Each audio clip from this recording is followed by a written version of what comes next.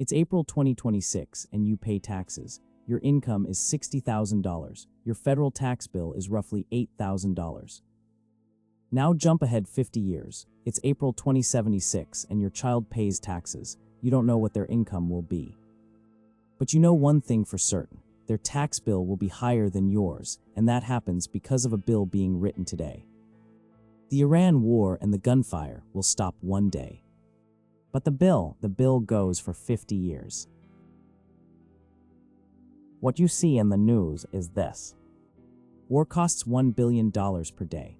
30 days equals $30 billion. 1 year equals roughly $365 billion. War costs surge, the headlines say. What you don't see is this. Vietnam War cost $168 billion during the conflict from 1965 to 1973. Then came 50 years of veteran care. The costs kept flowing until 2023. Iraq and Afghanistan cost $2 trillion during the wars from 2001 to 2021, but veterans care, projected to cost $2.5 trillion through 2050. So the post-war bill was larger than the war itself. The ratio is stark. War costs 1, post-war costs 1.25. News outlets report the $1 billion per day. That's what gets attention. That's what Congress debates. But the real invoice, it arrives decades later. It arrives for people not yet born. It arrives in paychecks that haven't been earned yet. Think about who pays it. Someone 20 years old today pays taxes until they're 70. Someone born today pays from age 0 to 50. Someone not yet born inherits the debt from day one. Someone born in 2030 pays from childhood through middle age. The war ends, the bill doesn't. War costs $365 billion per year, but where does this money come from? Most people assume taxes go up, right? But here's what's odd. Tax rates didn't change. Federal income tax stayed the same. Corporate tax stayed the same. So where does the money come from? The government issues bonds, treasury securities. They promise, lend us money now and we'll pay you back in 10 years with 4% interest. Investors buy them. Money flows in. War gets funded.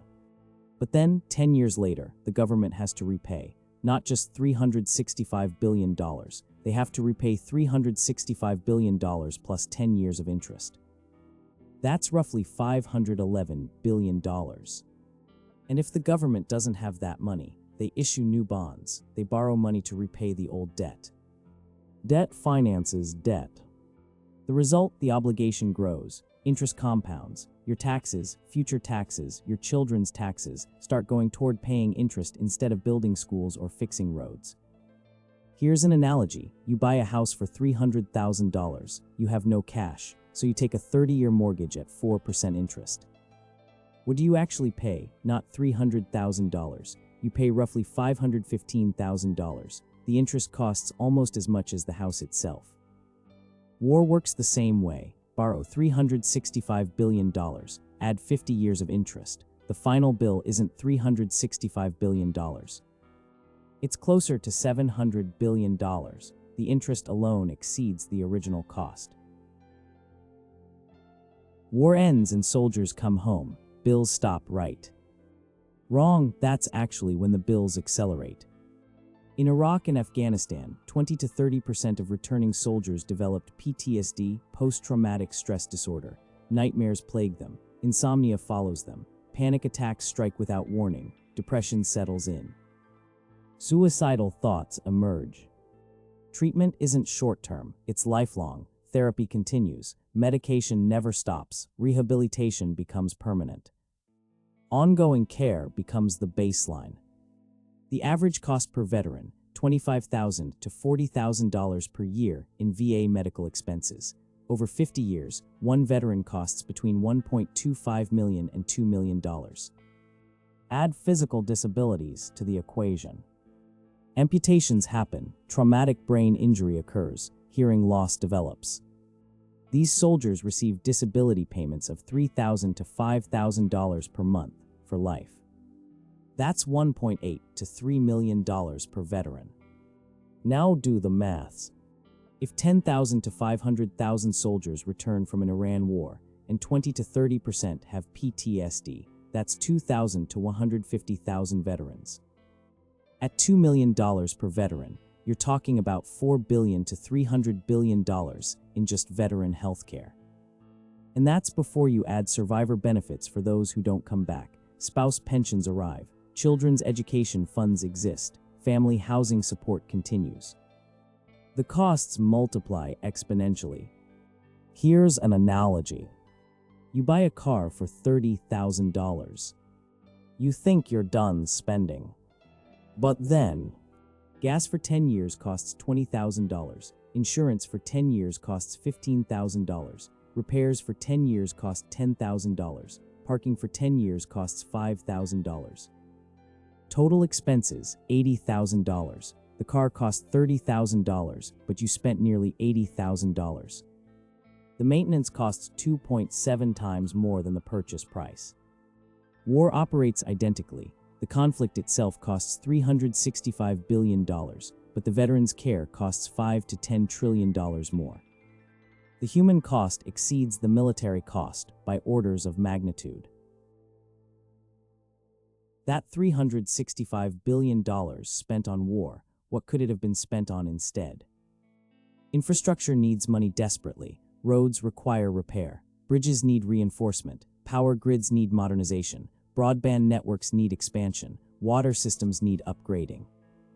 Economic research shows clearly. Every $1 spent on infrastructure generates $1.50 to $2 in long-term GDP growth. So $365 billion invested in infrastructure could have generated $500 billion to $700 billion in economic growth over 50 years. Or education could have received the funding, universities could expand, vocational training could flourish, research and development could accelerate. More educated workers create innovation. Innovation generates jobs. Jobs build prosperity. Or debt reduction could have happened. The national debt sits at $35 trillion. Interest costs reach $1.4 trillion per year. Using $365 billion to pay down debt would save $14.6 billion annually in interest. Over 50 years, that's $730 billion saved. What's the true cost of spending $365 billion on war instead of infrastructure? The war itself, $365 billion, plus 50 years of interest, $350 billion, plus the economic growth you didn't create, $500 to $700 billion. Total, not $365 billion. It's $1.2 to $1.4 trillion. 4 times the original number. Here's an analogy. You have $10,000 in savings. 2 choices present themselves. Option 1, buy a new television. Cost $10,000. Done. Option 2, invest it. Average annual return 7%. After 30 years, $76,000. What's the real cost of buying the television? Not $10,000. It's $10,000 plus the $66,000 you didn't earn. The true cost is $76,000. War operates identically. The $365 billion isn't just gone. It's gone, plus all the growth that money could have generated. The true cost is multiples higher than the headline number. Now you see the structure clearly. 2026, the Iran war begins, and $365 billion annual cost flows into 3 layers. Government borrows via bonds, creating $350 billion in interest over 50 years. 20,000 to 150,000 veterans need lifelong care, creating $5 to $10 billion in healthcare over 50 years.